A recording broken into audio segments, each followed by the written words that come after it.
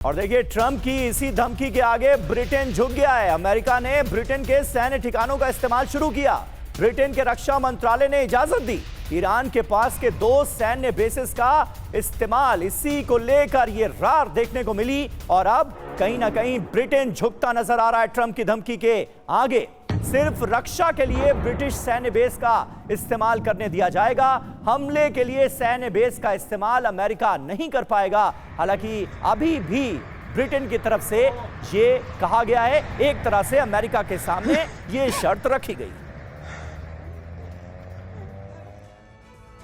लेकिन बड़ी बात क्या है, बड़ी खबर क्या है? डोनाल्ड ट्रंप को अब ब्रिटेन का साथ मिल गया है। ब्रिटेन के 2 सैन्य ठिकानों का अमेरिका इस्तेमाल कर सकेगा। ईरान के पास मौजूद 2 ब्रिटिश सैन्य ठिकानों का इस्तेमाल अमेरिका कर सकेगा। अभी तक ऐसा मुमकिन नहीं हो पा रहा था और इसी पर डोनाल्ड ट्रंप भड़के हुए थे। सिर्फ डिफेंस के लिए ब्रिटिश सैन्य बेस का इस्तेमाल संभव है, यह ब्रिटेन की तरफ से क्लियर किया गया है। अमेरिकी दबाव के बाद ब्रिटिश पीएम कीर स्टारमर ने इस फैसले के लिए हरी झंडी दी।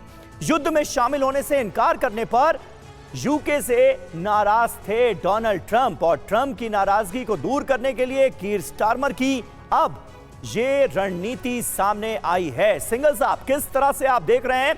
कहीं ना कहीं धमकाकर, डराकर सबको अपने साथ लाने की कोशिश करते हुए डोनाल्ड ट्रंप नजर आ रहे हैं, और यहां पर ब्रिटेन ट्रंप की धमकियों के आगे झुकता ही नजर आ रहा है। कुछ शर्तें लगाई गई हैं लेकिन फिर भी झुका तो।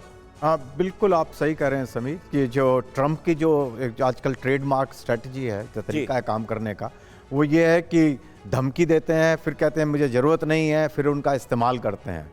तो वो अपने जो तरीका है उसको पूरी तरह से इस्तेमाल कर रहे हैं। और इसमें मैं कहूँगा कि ब्रिटेन की थोड़ी सी इसमें बेइज्जती हुई है, क्योंकि उन्होंने बड़ी प्रिंसिपल्ड पोजीशन ली थी पहले कि भाई हम इसमें शामिल नहीं हैं, लड़ाई में शामिल नहीं हैं। उन्होंने इलीगल तो नहीं बोला और देशों की तरह, पर ये बोला कि हम इस लड़ाई में शामिल नहीं होंगे यूके अमेरिका के साथ, और अपने बेस को भी हम अलाउ नहीं करेंगे इस्तेमाल करना। अब वो उन्होंने, जैसा आपने बताया कि उन्होंने कहा है कि 2 बेस को उन्होंने अलाउ कर दिया है यूज करने के लिए, और कह रहे हैं हम डिफेंस के लिए। अब डिफेंस और ऑफेंस में क्या अंतर है, मेरे को ये कैसे वो डिस्टिंग्विश करेंगे? क्या वो उनकी क्लास लेंगे या उनसे ब्रीफिंग लेंगे कि भाई आप डिफेंस के लिए जा रहे हैं या ऑफेंस के लिए जा रहे हैं? जब वो टेक ऑफ करेंगे तो टेक ऑफ करेंगे नेचुरली। तो एक अपने उन्होंने थोड़ा अपनी इज्जत बचाने के लिए एक मेरे ख्याल से कोशिश की है। लेकिन इसमें ब्रिटेन को मेरे ख्याल से जो जिस तरह से झुकाया है ट्रंप ने, वो एक तो उनको बढ़ावा मिलेगा, उनको रियलाइज, मतलब फिर से जो कि उनको मालूम भी है कि नाटो कंट्रीज या यूरोपियन जो देश हैं वो उनकी धमकियों में आ जाते हैं, और वो इस फिर से उनको और उसको उनकी जो सोच है उसको मेरे ख्याल से बढ़त मिलेगी। तो ये जो है मेरे ख्याल से आगे भी और करने वाले हैं इस तरह के काम प्रेसिडेंट ट्रंप।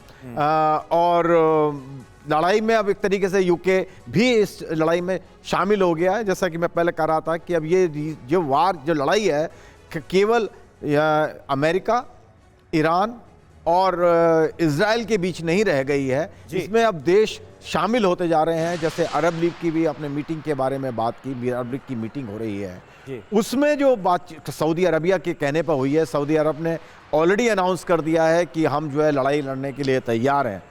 और जो बातचीत होगी, आई डोंट नो उसमें क्या होगा, लेकिन उस पर भी सर हमारी नजर रहेगी, और उससे जुड़ी खबरों को लेकर भी हम अपने दर्शकों को अपडेट करेंगे। लेकिन देखिए, इस बीच एक खबर है बहरीन से। बहरीन में अमेरिकी नेवल बेस पर जो बड़ा हमला हुआ है उसकी तस्वीरें भी सामने आई हैं। अमेरिकी नेवी की 5th फ्लीट पर दरअसल ड्रोन अटैक किया गया है। हमले के बाद भीषण आग की तस्वीरें दूर से कैमरे पर कैद हुई। ये मध्य पूर्व और खाड़ी जल क्षेत्र में अमेरिकी नौसैनिक अभियानों का हेडक्वार्टर है, मुख्यालय है, और उसकी ये दशा नजर आ रही है।